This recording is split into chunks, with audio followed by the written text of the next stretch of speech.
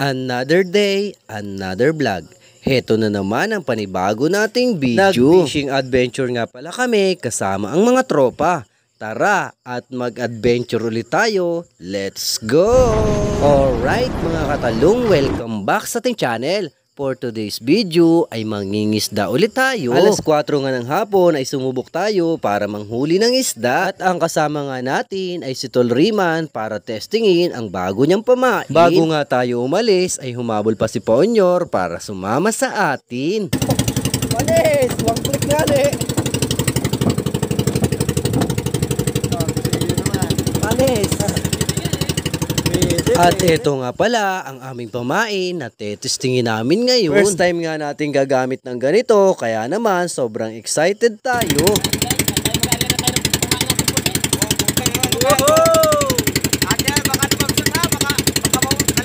Baka si Parin agad yan ha.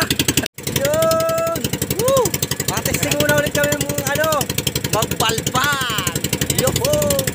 Matapos ngang makapag-ariya ay hinila-hila na namin ang aming pamain. At maya-maya pa nga ay biglang lumakas na ang mga alon. At dahil nga dyan ay nabasa kami. Basa! Basa!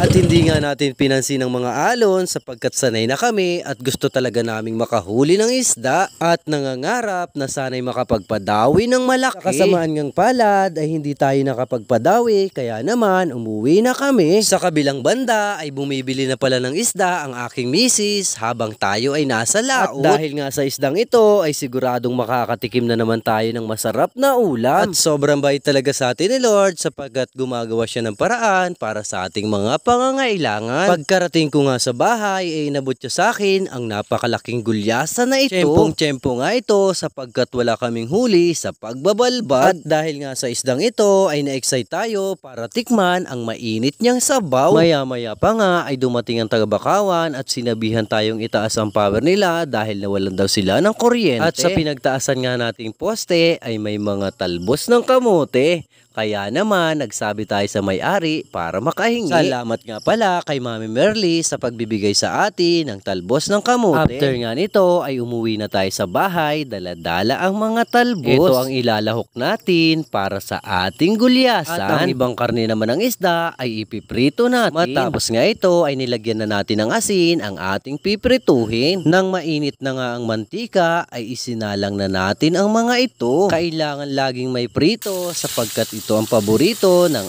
aking mga anak. Habang nakasala nga ang ating piniprito ay inumpisahan ko namang himay-himayin ang talbos ng kamote. At ito ang napakasarap kapag magsasabaw ka ng mga gulyasan. Kayo po ba mga idol? Anong paborito nyong ilahok kapag nagluluto kayo ng gulyasan? At nang maluto na nga ang ating nakasalang na pinirito ay hinangon na natin ang mga ito. After nga nito ay isusunod na natin ang ating sasabawang gulyasan. Kita nyo naman mga idol, crispy ang ating pinirito. After nga nating maluto ang pinirito ay sunod nating isinalang ang kaldero para makapagsabaw na tayo. At nang mainit na nga ang tubig ay inilagay na natin ang karne ng isda. At nang kumulo na nga at napansin nating malapit ng maluto ang isda ay inilagay na rin natin ang talbos ng kamote. Ito talaga ang siguradong magpapasarap sa ating nilutong isda. Ang talbos nga pala ng kamote ay napakainam para sa mga taong low blood. Nang maluto na nga ang ating sinasabawan ay hinangon na natin ang mga ito